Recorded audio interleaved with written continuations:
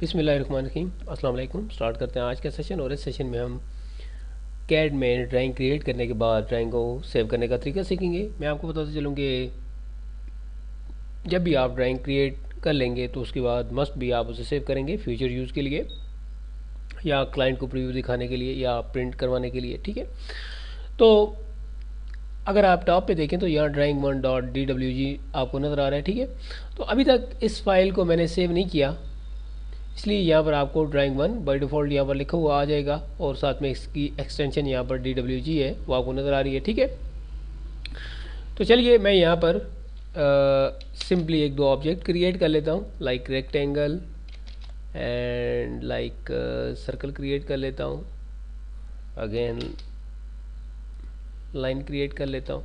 तो different types of object मैंने create कर लिए हैं। सपोज कर लें कि ये आपके पास एक फ़ाइल है या आपकी एक ड्राइंग है। ठीक है, अब आप चाह रहे हैं कि आप इसे सेव करें, तो सेव करने के लिए सबसे पहले आप यहाँ पर देखें तो क्विक एक्सेस टूल बार के अंदर सेव और सेव एज के ऑप्शन मौजूद है।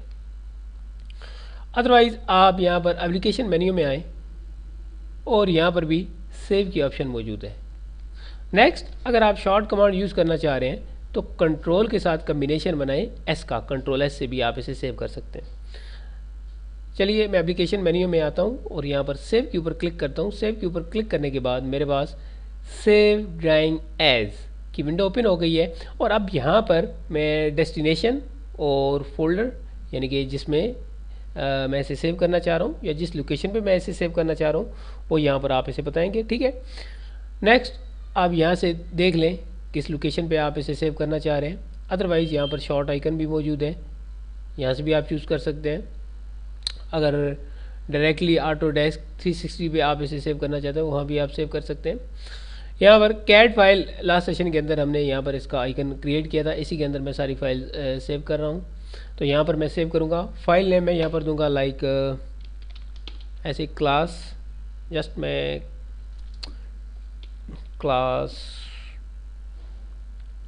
03 कर देता हूँ। ठीक है, नेक्स्ट यहाँ पर फाइल नेम देने के बाद अब यहाँ पर इसकी टाइप यहाँ से आप चूज़ करेंगे। अब टाइप में आप देख लें कि सबसे पहले तो ये टाइप है 2013 की, क्योंकि ये फीचर जो मैं यूज़ कर रहा हूँ, सॉरी फॉर दैट, ये वर्जन जो मैं कैड का पैकेज यूज़ कर रहा हूँ ये 2013 है, इसलिए 2013 यहाँ पर आपको नज़र आ रहा है। और इसके साथ साथ इसकी जो एक्सटेंशन वो DWG है, ड्राइंग है। ठीक है, अब यहाँ पर आप मेक श्योर कि देख लें, अगर ओल्ड वर्जन में इस और ओल्ड वर्जन की अगर आप इसे देना चाहते हैं टाइप तो वो भी आप दे लें, क्योंकि अगर ऑफिशियली या होम कहीं पर भी आपके different types of package install किए हुए हैं तो फिर आपके साथ प्रॉब्लम पेश आएगी। नेक्स्ट आप DXF एक एक्सटेंशन है, इस पर भी सेव कर सकते हैं, लाइक ड्राइंग एक्सचेंज फॉर्मेट है, इस फॉर्मेट में भी आप सेव कर सकते हैं। मैं 2013 पे रख कर इसे सेव करता हूँ, यहाँ से मैं इसे करूँगा सेव।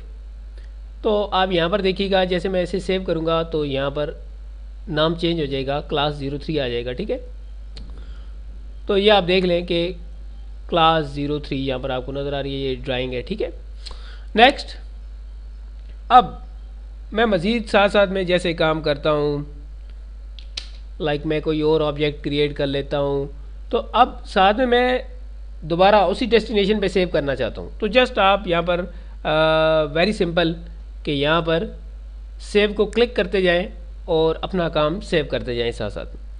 अदरवाइज़ आप यहाँ से Ctrl+S इसे सेव करते जाएं। नेक्स्ट मैं आपको बताता चलूँ कि यहाँ पर एक और ऑप्शन है सेव एज की। अगर इसी फाइल को अनदर लोकेशन, अनदर नेम या अनदर टाइप से आप सेव करना चाहते हैं तो वो भी आप सेव कर सकते हैं। ठीक है, नेक्स्ट मैं आपको बताता चलूँ कि मोर ऑप्शन इसकी यहाँ पर अवेलेबल है। राइट क्लिक मैंने किया, मेक श्योर के यहाँ पर ऑप्शन में मैं गया,